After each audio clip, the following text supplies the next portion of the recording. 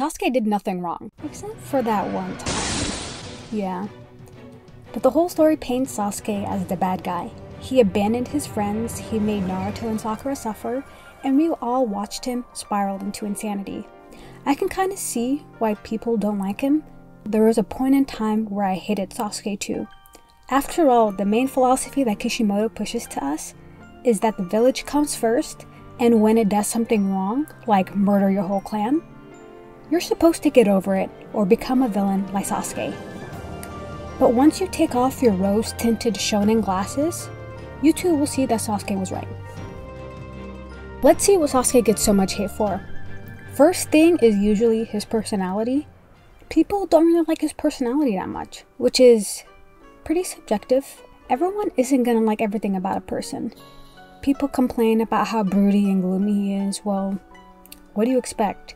Sasuke was put in a genjutsu by his older brother and had to rewatch his brother kill his family over and over again. He is just a product of what he went through. He left his village to seek revenge. Naruto always went on about how he could choose revenge over his team. Kakashi gave him a lecture on how revenge will consume him and yada yada yada. But if my brother killed my entire clan, I'd be after him too. There's nothing wrong with wanting to seek justice. I mean, it's not like anyone else in Konoha was going after Itachi.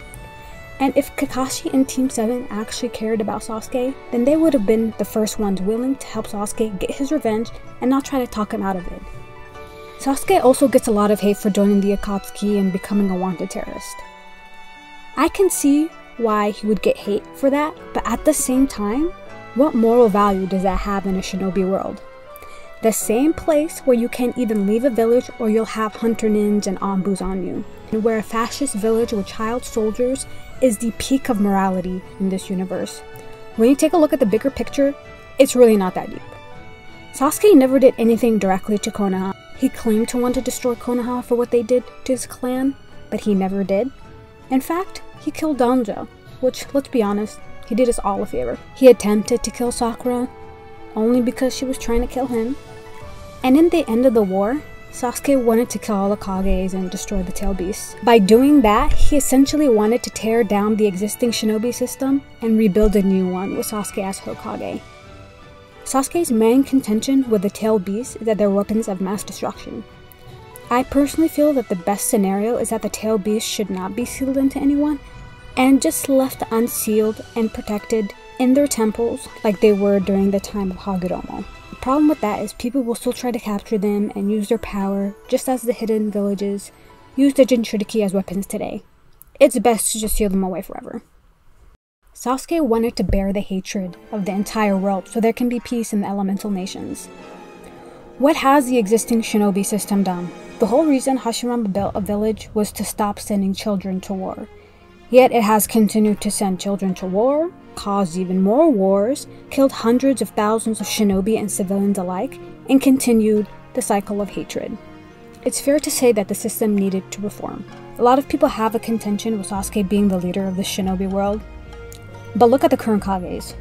The Kages use the Akatsuki, a group that we're supposed to hate, to do their dirty work.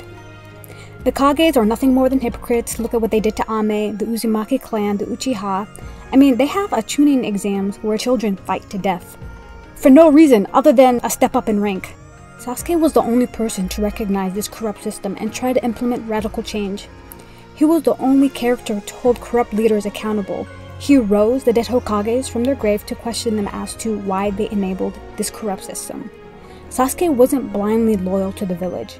He was loyal to his own morals and his ideals. Just as Sakumo valued his teammates over the mission, which extends to the village, Sasuke values human life over the shinobi system, which makes him better than any Kage in my book.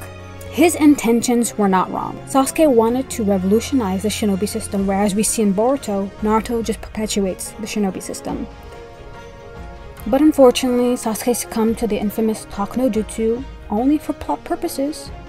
The show is called Naruto after all, and Sasuke's character, his ambitions, were too complex and too real for shonen where he isn't even the main character. And just like every other shonen, all the other characters have to take a backseat so the main character can shine and solve all the world's problems with the power of love and friendship. Thus, they retconned him and Sasuke went on some stupid journey for redemption.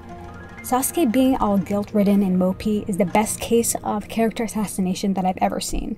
I would get it if it was a journey to find his own ninja way or something like that. But redemption? What does he need to be redeemed for?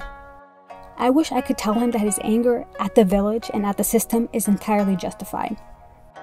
As for his guilt for leaving Team 7, I mean, they were only a team for like 8 months.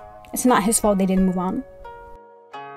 Sasuke is nothing more than a shadow of his former self in Boruto. The last time we saw Sasuke was in chapter 698. Then he got genjutsu'd to be subservient to the same system that sanctioned the genocide of his clan.